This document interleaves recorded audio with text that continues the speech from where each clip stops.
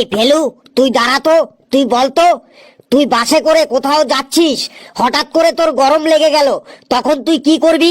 Sir, আমি আমার জামাটা খুলে ফেলবো। তারপরেও যদি গরম লাগে তখন কি করবি? স্যার, তাহলে আমি আমার ভেতরের স্যান্ডো গেঞ্জিটা খুলে ফেলবো। তারপরেও যদি গরম লাগে তখন কি করবি? স্যার, তারপরেও যদি গরম লাগে তাহলে আমি আমার প্যান্ট খুলে ফেলবো। ওহো, তারপরেও যদি গরম লাগে তখন তুই কি করবি? তারপরেও যদি গরম লাগে আমি আমার আন্ডার প্যান্ট খুলে ল্যাংটো হয়ে থাকবো, তাও আমি বাসের জানলা খুলবো না।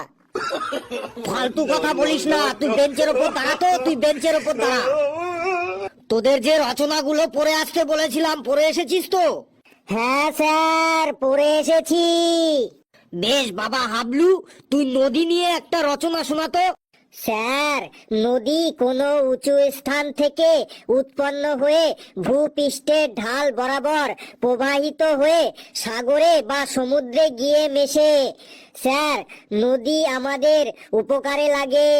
নদীর জল আমাদের গৃহস্থালির কাজে লাগে, কলকারখানার কাজে লাগে, চাষবাসের কাজে লাগে। নদী থেকে আমরা মাছ পাই। নদী আমাদের যাতায়াতেও কাজে লাগে, আর নদীর পলি মাটিতে খুব ভালো ফসল হয়। বাহ হাবলু, বাহ, খুব সুন্দর বলেছিস বাবা। তুই বস। হ্যালো, তুই বলতো তুই কি পড়ে এসেছিস? স্যার, আপনি যেখান থেকে খুশি সেখান থেকে ধরুন। এই, তুই গব্বর সম্পর্কে একটা রচনা শোনাতো। স্যার, গব্বর?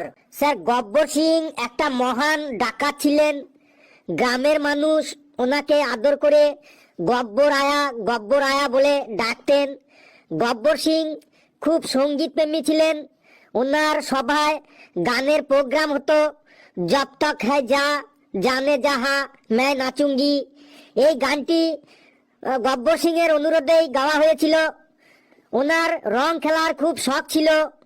এই জন্য উনি সাম্বাকে জিজ্ঞেস করত, হোলি কবে রে, হোলি কবে? গব্বর সিং একটু দয়ালু প্রকৃতিরও ছিলেন, কেননা উনি ঠাকুরকে বাগে পেয়েও ঠাকুরের শুধুমাত্র দুটো হাতই কেটেছিলেন। ইচ্ছে করলে আরো অনেক কিছুই কাটতে পারতেন, কিন্তু দয়া শরীর বলে আর কিছুই কাটেননি। গব্বর সিং পরিবেশ দূষণ সম্পর্কেও সচেতন ছিলেন, তাই তিনি কখনো মোটর গাড়িতে চড়তেন না, ঘোড়ায় চড়তেন, যাতে পরিবেশ দূষণ না হয়। গব্বর সিং ছোট্টবেলায় পড়াশোনা করেনি, তাই তিনি কোনো কিছু গুনতে পারতেন না। উনি সব সময় জিজ্ঞাসা করতেন, কিতনে আদমি থে রে, কিতনে আদমি থে। বাচ্চাদের ঘুম পাড়ানোর জন্য গব্বর সিং খুব সাহায্য করতেন। কোনো বাচ্চা না ঘুমালে তার মা বলতো, বেটা চুপ হো যা, নেই তো গব্বর আ যায়গা। আর তখনই বাচ্চারা ঘুমিয়ে পড়তো।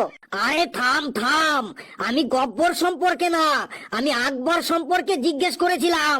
ভুল করে আমার মুখ দিয়ে গব্বর বেরিয়ে গেছে।